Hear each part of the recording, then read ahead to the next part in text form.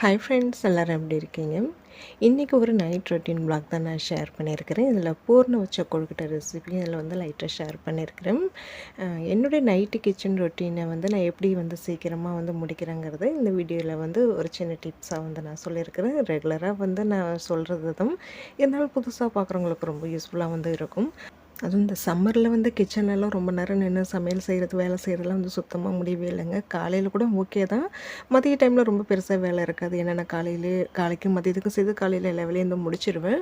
ஆனால் நைட் டைமில் கிச்சனில் சுத்தமாக நின்று வேலை செய்யவே முடியலைங்க. அப்படியே ஊற்றுது, ஏன்டா கிச்சனுக்குள்ளே வரோங்கிற மாரி தான் இருக்குது. அதனால இப்போ நான் என்ன பண்ணிடுறேன்னா, ஒரு மேக்ஸிமம் நைட்டு கிச்சன் வேலையை வந்து நான் ஒரு 7லேருந்து ஒரு 8 மணிக்குள்ளே, டிஃபனாக இருந்தாலும் சரி, நைட்டு கிச்சன் க்ளீனிங் எதுவாக இருந்தாலுமே ஒரு 8 மணிக்குள்ளெல்லாம் வந்து முடிச்சிடுவேன். முடிச்சுட்டு நான் வந்து சாப்பிட்டுட்டு ஒவ்வொரு சமயம் சாப்பாடு மேலே மொட்டை மாடியில் எடுத்துகிட்டு போய் சாப்பிட்றதும் உண்டு. மேலே போயிட்டோம்னா படுக்கிறதுக்கு தாங்க கீழே இறங்கி வர்றது. மேலே கொஞ்சம் நல்லா கூலிங்காக இருக்கும், நம்ம தென்னை மரம்லாம் இருக்கிறதுனால நல்லா காற்றடிக்குது. மேலே போயிடுவேன். இந்த சம்மரில் மட்டும் கொஞ்சம் சீக்கிரமாகவே வேலையை முடிச்சிடுறது, நைட் வேலையை மட்டும்.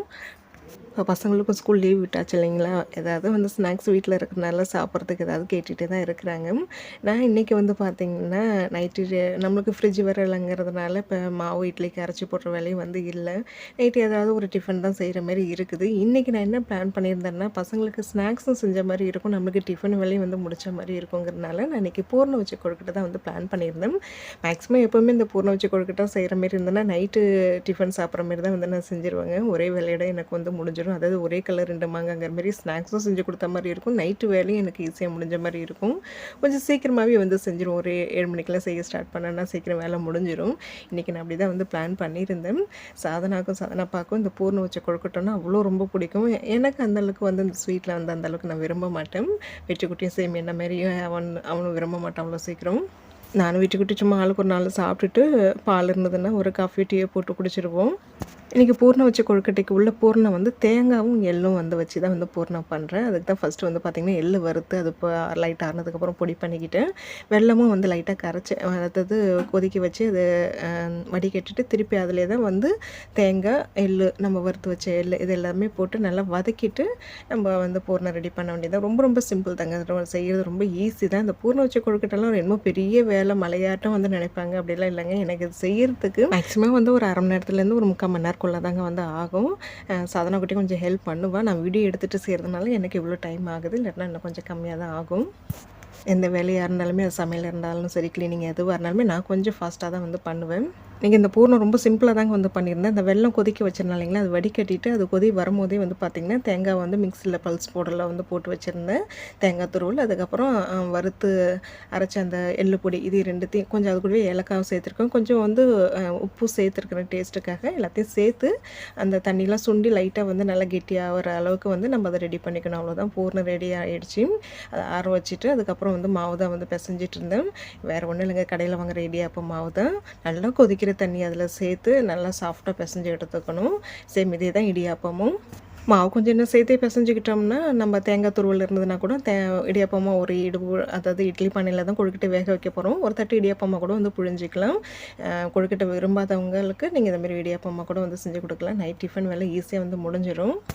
பூர்ணம் வச்ச கொழுக்கட்டை இது வரைக்கும் வந்து பார்த்திங்கன்னா நான் ஈவினிங் டைமில் செஞ்சு ஸ்நாக்ஸ் எல்லாம் சாப்பிட்டதுக்கு சரி திரும்ப இல்லைங்க. நான் நைட்டில் தான் வந்து செய்வேன்.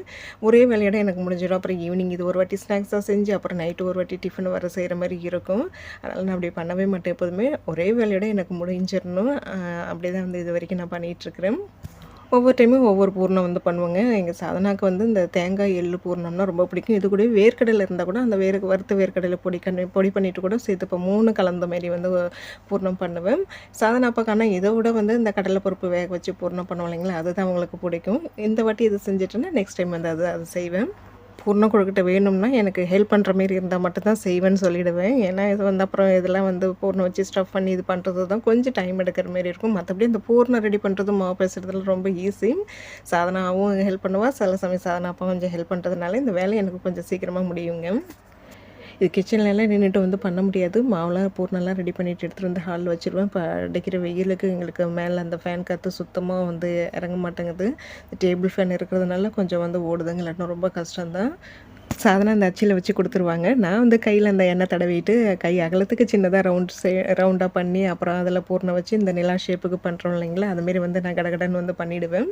இதுக்கு போய் இந்த பாலித்தீன் கவரோ இல்லை இந்த இலையோ வந்து தேடுற வேலையெல்லாம் கிடையாது. வீடியோக்காக வந்து நம்ம தனியாக ரெசிப்பியாக செய்கிற மாரி இருந்தோம்னா பார்க்க நீட்டாக அழகாக வரணுங்கிறதுக்காக தான் அதெல்லாம் வச்சு பண்ணுறதோட சரி. மற்றபடி நம்ம ரெகுலராக பண்ணும்போது இப்படி தான் வந்து நான் பண்ணுவேன். எப்போதுமே நான் கிச்சனில் சமையல் செய்யும்போதே அந்த கிடைக்கிற கேப்பில் நான் வந்து சொல்கிறது தான் எப்போதுமே சின்ன சின்ன வேலைகள் வந்து கிச்சன் வேலையை வந்து முடிச்சுக்கிட்டே வந்தீங்கன்னா உங்களுக்கு சமையல் வேலையோட கிச்சன் வேலையும் கொஞ்சம் ஈஸியாக வந்து முடியும். நான் ரெகுலராக ஃபாலோ பண்ணுற டிப்ஸ் தான் இது. இன்றைக்கி அதுமாரி தான் வந்து பண்ணேன். கொழுக்கட்டை வந்து வேகிறது கம்மியான டைம் தான். ஏன்னா ஆல்ரெடி வந்து நம்ம கொதிக்கிற தண்ணி ஊற்றி தான் மாவு பிசைஞ்சிருக்கோங்கிறனால இது ஒரு 5 நிமிஷம் நல்லா ஹை ஃப்ளேம்லேயே வச்சு வேக வச்சு ஆஃப் பண்ணிடலாம். அதுக்கப்புறமா வந்து பார்த்திங்கன்னா நான் அது அடுப்பில் வச்சுட்டு நான் நம்மளுடைய ரெகுலர் ரொட்டீன் தாங்க கிச்சன் க்ளீனிங் வந்து முடிச்சிடுவேன். ஏன்னா காலையில் வந்து ஏஞ்சப்பறம் சமையல் செய்கிற வேலை இருக்கு இல்லைங்களா, அவங்களுக்கு ஆஃபீஸ் வந்து லஞ்ச் பேக் பண்ணணும். அதனால் வந்து ஓரளவு வந்து கிச்சன் வந்து நான் க்ளீன் பண்ணி வச்சுட்டு படுத்தா தான் காலையில் கொஞ்சம் எனக்கு ஈஸியாக இருக்கும். இப்போ ஃப்ரிட்ஜ் வேறு இல்லைங்கிறதுனால வந்து இந்த காய் கட் பண்ணுற வேலைலாம் வந்து இப்போதைக்கு இல்லை, கம்மியாயிடுச்சு. அப்பப்போ என்ன காய் தேவையோ அதை மட்டும் தான் வந்து வாங்கிட்டுருக்கிறேன். இல்லாட்டி நான் வந்து இந்த பொடியாக கட் பண்ணுற காய்கறிகள்லாம் இருந்ததுன்னா அதெல்லாம் வந்து கட் பண்ணி வச்சுருவேன். சமையலுக்கு என்னென்ன தேவையோ வந்து ஓரளவு ப்ரிப்ரேஷன் பண்ணி வச்சுட்டு தான் வந்து படுப்பேன். இப்போ அதெல்லாம் கொஞ்சம் அந்த வேலையெல்லாம் கொஞ்சம் இல்லாமல் இருக்குது. கிச்சனில் வந்து பார்த்திங்கன்னா இந்த கவுண்டர் டாப்பு கேஸ் ஸ்டவ்வில் லைட்டாக சிந்தினது போனதெல்லாம் வந்து தொடச்சி விட்டுட்டு கையோட பாத்திரத்தையும் வந்து விளக்கிட்டேன். அதுக்கப்புறமா சாப்பிட்டதுக்கப்புறம் சேர்கிற பாத்திரம் தான் முடிஞ்சால் அது வந்து படுக்கிறதுக்கு முன்னாடி விளக்கிட்டு படுப்பேன். லீவு தானே, அவங்களுக்கு மட்டும் தானே காலையில் லஞ்ச் பண்ணுறோம். அதனால் வந்து காலையில் ஏஞ்சி ஒரேடியாக சமைக்கும் போது அந்த வேலையை வந்து பார்த்துப்பேன். எப்படி இருக்கோ அதுக்கு தகுந்த மாதிரி தான் வேலை. மேக்ஸிமம் வந்து நைட்டு ஓரளவு கிச்சனை கம்ப்ளீட்டாக க்ளீன் பண்ணி வச்சாதாங்க காலையில் நம்ம ஏஞ்சதுமே முதல் வேலை கிச்சனுக்கு தான் வருவோம். கிச்சன் பார்க்க கொஞ்சம் நீட்டாக அழகாக இருந்தால் நம்மளுக்கு கொஞ்சம் வேலை செய்கிறதுக்கு இன்ட்ரெஸ்ட்டாக இருக்கும். கொஞ்சம் வேலையும் நம்மளுக்கு சீக்கிரமாகவும் வந்து முடியும். நான் இந்த டிப்பு தான் எப்போதுமே வந்து ஃபாலோ பண்ணுறேன். இன்றைக்கி ரொம்ப ஈஸியாக ரொம்ப சீக்கிரமாகவே வேலையை முடிச்சுட்டேன். நம்மளுக்கு ஸ்நாக்ஸும் செஞ்ச மாதிரி ஆகிடுச்சு. நைட்டு டிஃபன் வேலையை வந்து முடிஞ்சிச்சு. ஒரே வேலையாகவே வந்து முடிச்சுட்டு அன்றைக்கி பிளான் பண்ணிக்கிட்டேன். அதுமாரி இந்த உப்பு உருண்டை சொல்லுவோம் இல்லைங்களா, அதை நாங்கள் நீர் உருண்டைன்னு சொல்லுவோம். அதுவும் நாங்கள் ஈவினிங் டைமில் ஸ்நாக்ஸ் எல்லாம் நான் செய்ய மாட்டேங்க. அதுவும் இந்தமாரி நைட்டு டிஃபனாக தான் வந்து செஞ்சுப்பேன். அதுக்கு தொட்டுக்கிறதுக்கு வந்து தக்காளி தொக்கு வந்து பண்ணிவிடுவேன். அது பசங்க ரொம்ப விரும்பி சாப்பிடுவாங்க. அது இன்னொரு நாளைக்கு தான் வந்து நைட்டு பிளான் பண்ணிப்பேன். சாப்பாட்டு விஷயத்தில் சில விஷயங்கள் இதுமாரி சின்ன சின்ன சிக்கனெல்லாம் வந்து பண்ணுவாங்க. அது இது ஒன்று. இப்போ நான் ஈவினிங்கில் இது ஸ்நாக்ஸாக செஞ்சுக்கிட்டு அப்புறம் நைட்டு ஒரு வந்து டிஃபன் வந்து செய்யணும். ஒன்றுக்கு 2 வேலையாகவும் ஆகும், செலவும் கொஞ்சம் அதிகமாகும் இல்லைங்களா. அதுக்கு பசங்களுக்கு ஸ்நாக்ஸ் செஞ்ச மாதிரி இருக்கும், நம்மளுக்கு நைட்டு வேலையும் முடிஞ்ச மாதிரி இருக்கணுங்கிறதுக்காக இதுமாரி வந்து பண்ணுவேன். எப்போதுமே எல்லா விஷயத்துலையுமே இப்படி பண்ண மாட்டேன். சில விஷயங்கள் அதுமாரி சிக்கனம் பண்ணுவேன்.